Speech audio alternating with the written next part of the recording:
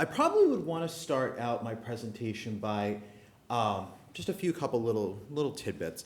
First thing, this actual paper presentation I'm going to present to you all, it's been in a couple different formats right now, so this is my effort to sort of tease it out a little bit and sort of expand on it. It appeared at Asia Times, it appeared in the National Interest, where I used to be the executive editor. So I know everybody's very big into attribution these days. That is my effort to do so. Okay. So probably one thing that I want to start out with, there's been a lot of different presentations today that are very academically orientated. Something that I'd want to point out about myself is I'm not probably a traditional academic. I actually got into this field many years ago before I went to college. I was in marketing, I was in communications, went back to school, finished my undergrad, went to grad school, and ended up actually being an assistant editor at The Diplomat, and that's sort of how I got very involved in this field.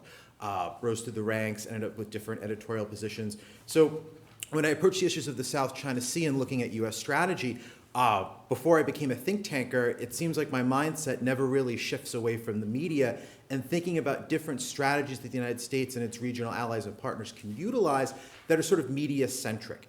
And I think for a lot of the younger people today, we see the power of social media specifically and how it can really create narratives, ideas, and concepts that can really drive public opinion in vastly different ways, both positive and negative. So that's sort of the basis of where this presentation comes from and some of these different ideas. Did I mess it up? Okay. So the crux of this presentation that I'm going to talk about a little bit today is, what if we had the power to change China's power constructs or its cost calculations based on using common technologies we utilize today?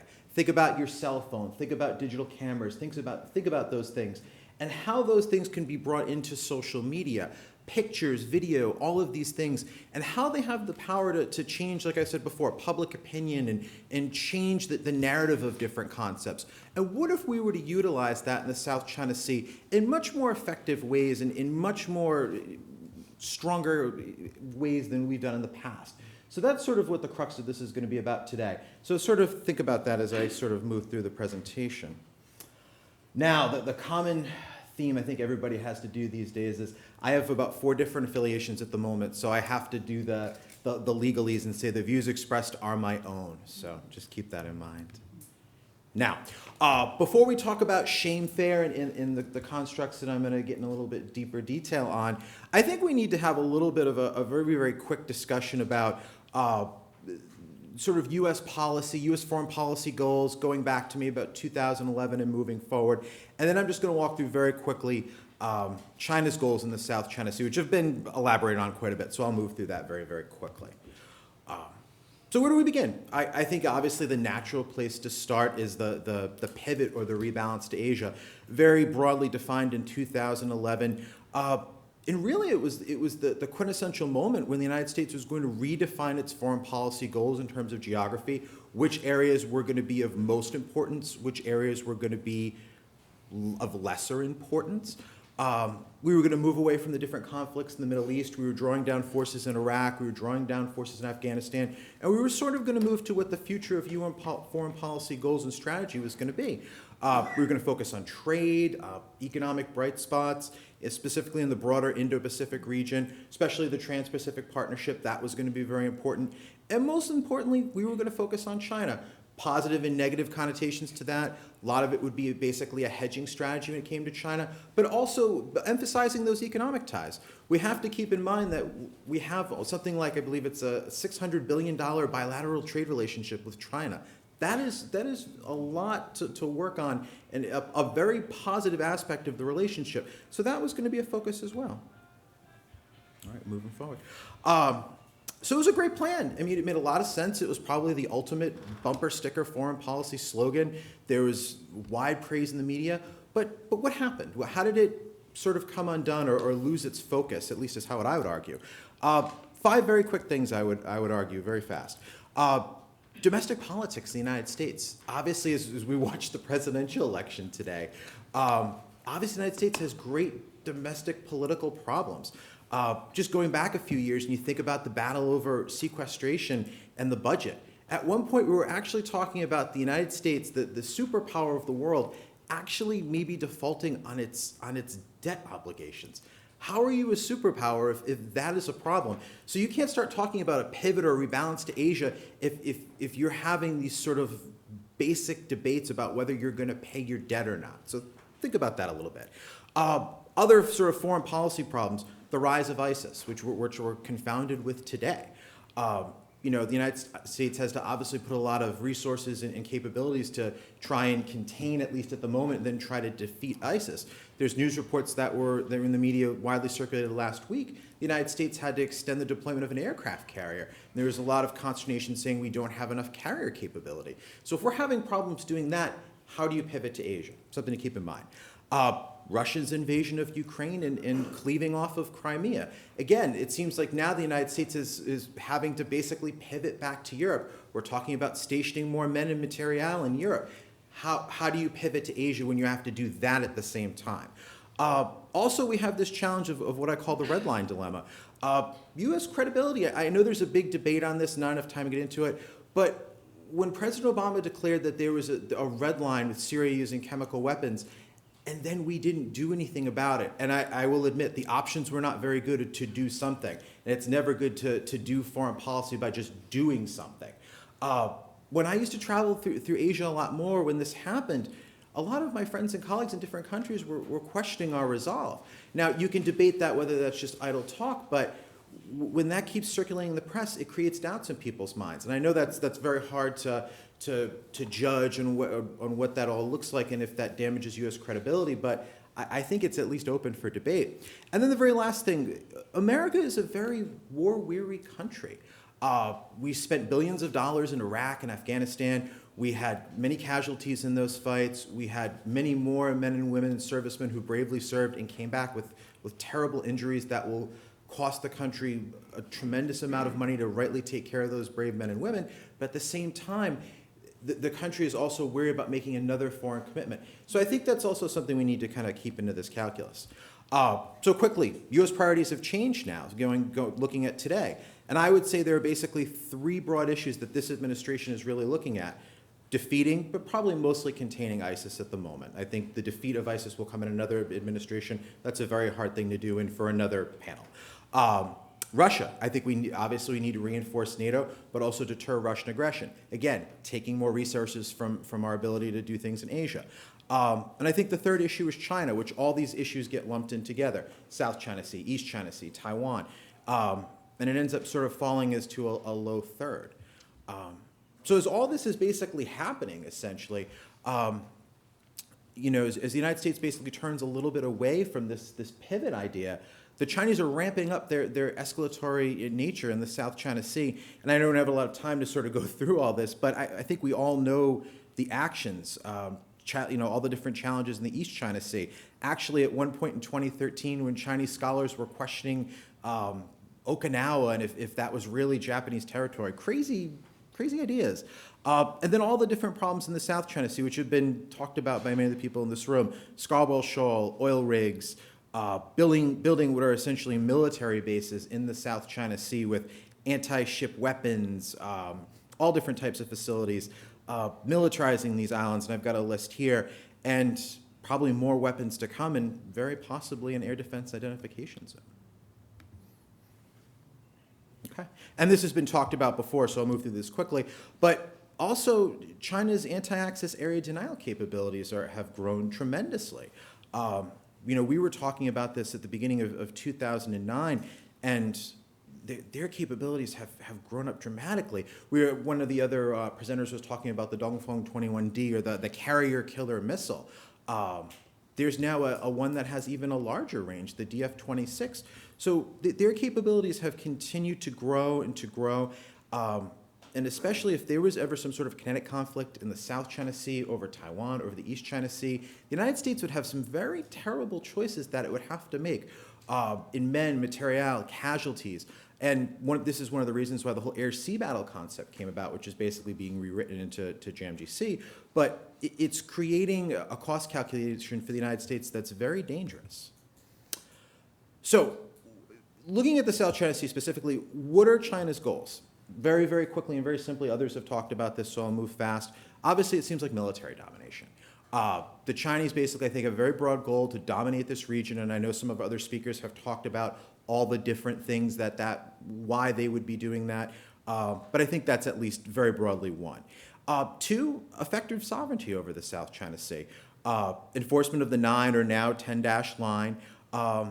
Beijing, I don't think, has a goal of kicking all the other countries, fishing vessels, Coast Guard vessels out of the South China Sea entirely.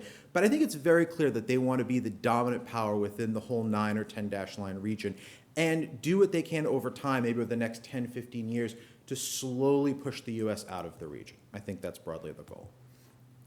Okay, so knowing China's goals, knowing U.S. global priorities at the moment at least, what can the U.S. do effectively in the South China Sea to put up some roadblocks to Beijing so its coercion isn't as easy to sort of implement?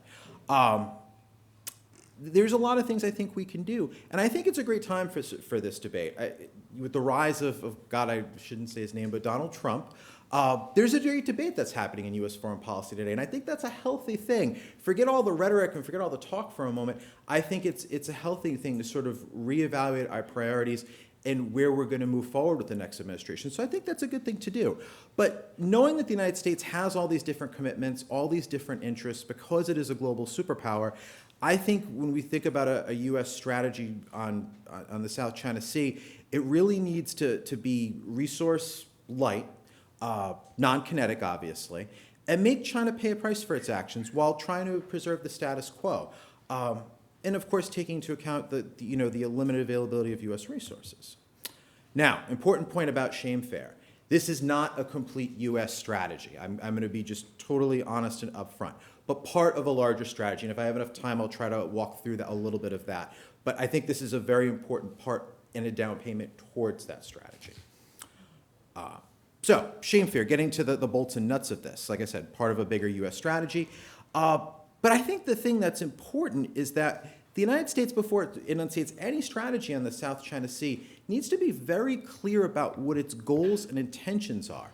Because other countries, China, are going to try and spin those intentions to other things, using terms like containment and other things, which the United States is not trying to do. So I'm just going to read this aloud, just so it's out there.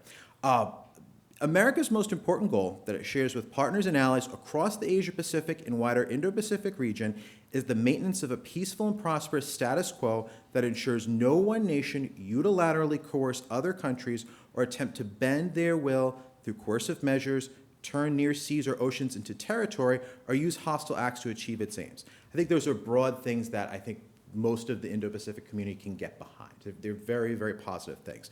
And I think this idea of Shamefare, it puts China on the defensive, sort of using this narrative that we're going to hope to build, I'm going to walk you through, to continually put China on the defensive, place roadblocks in place so it is not as easy for them to coerce and take over the South China Sea. Okay, so what exactly is Shamefare? Basically, in a nutshell, it's a consistent effort by the United States and its allies and partners to uncover, document, and expose China's efforts to overturn the status quo in the South China Sea. Such an effort will be conducted using various methods and tools and in various domains. The way I came about this is being an editor, specifically at the National Interest and other places, you see the power of different narratives when you publish something or see other competitors publish something and how an idea can really transform a debate. And it led me thinking, if the United States and other regional partners consistently wove the tale and showed Chinese actions over time through pictures, video, different types of documentations, intelligence, satellites, there's a lot of ways that we can push back against the Chinese and make this a lot more difficult for them to control the South China Sea. And the big point is it puts the Chinese on the defensive, and it weaves a narrative of what they're doing that's very negative, and that's very hard for them to push back against and legitimately defend. So keep that in mind. So there's a few parts of this, and I'll walk you through them. But the first one, I think, is a term that we all know called lawfare. And I think it's very powerful in the narrative. In terms of the Philippines suing China, that is a very powerful statement and brings a lot of attention on the issue. And then when the arbitration case comes to a head in either the end of this month or the end of next month, I'm not sure which one it is, different media have different ideas on that. it really makes the media really repeat what's going on in the South China Sea. So irregardless of what happens with that lawsuit, I really think other claimants, specifically Vietnam, should really consider about bringing their claims to different international court bodies. Now, I'm not an expert in international law, but I know there are different ways that this could be done, and I know some of our presenters have sketched that out a little bit. But that would create a very powerful media narrative of what China's doing, and it will get the media to re-go over all of China's different aggressive actions within the South China Sea, and you continually weave that narrative over and over again. So I think it's very important and can be very, very useful. Vietnam, other countries could sue. I think it really would be powerful in terms of sort of shaming the Chinese into sort of maybe halting some of these actions. But the really, really true nuts and bolts of the Tao of Shamefare is really the documentation part of it. And this idea came from AMTI, the Asia Maritime Transparency Initiative at CSIS, which I know a lot of people in this room really look at on a daily basis. Think of the power of those pictures that AMTI put out, and then also CNN later when they did their overflight of the South China Sea. It was about a year ago around this time. It got the South China Sea and China's island reclamation projects on the front page of the New York Times, the Wall Street Journal, the Washington Post. And not just us in this room were talking about this issue, but literally the entire planet was talking about it. So if that effort could be amplified, and I'll give a couple examples, anytime really that the United States, the Philippines, Vietnam, anybody who has sort of some stake in the South China Sea, what they really need to be doing is using different types of recording devices to record what the Chinese are doing. And there's lots of ways to do this. You could put recording vessels on FONOP vessels that are going out there. You could put them on Vietnamese fishing boats. You could put them on Filipino fishing boats, Coast Guard vessels, Allied aircraft that might be going through the area. And what you need to do is anytime there's any sort of negative interaction, you post it online. You post it onto Facebook. You post it onto Twitter. You post it onto Instagram, and all the different iterations of these different types of things that are through Asia. And it begins to weave this narrative of what's happening in the South China Sea. Now, this has just been done very lightly by AMTI and some of the other news stories that have come out there. But I think this can be a very powerful tool considering how much social media has permeated through our society. I mean, that's how the younger generation of millennials are getting their news. And I think if we can really leverage that, it could be a helpful tool. I'm not going to say that it would completely stop the Chinese, but I definitely think that it would put them on the back foot, and it's something they would have to consider, and they'd really have to consider their actions. Now, another part of this, and I'm going to zero in specifically on Scarborough Shoal, considering all the talk these days about it, is I really think the United States needs to make a much more defined effort in capturing what is happening at Scarborough Shoal. I believe it was Admiral Harris who had a report about a month ago that started this, that there was the possibility that the Chinese were going to start reclaiming Scarborough Shoal. I think the quote that was in the newspapers was that there was fear that there was dredging vessels near there or possibly near there. So what I would have said to Admiral Harris was if that's the case and you have intelligence and it's not going to compromise United States intelligence gathering, release the photos. I guarantee you those photos would be circulated all through Asia. They'd be circulated through the newspapers. And they push that narrative of what the Chinese is doing, and it forces them to respond.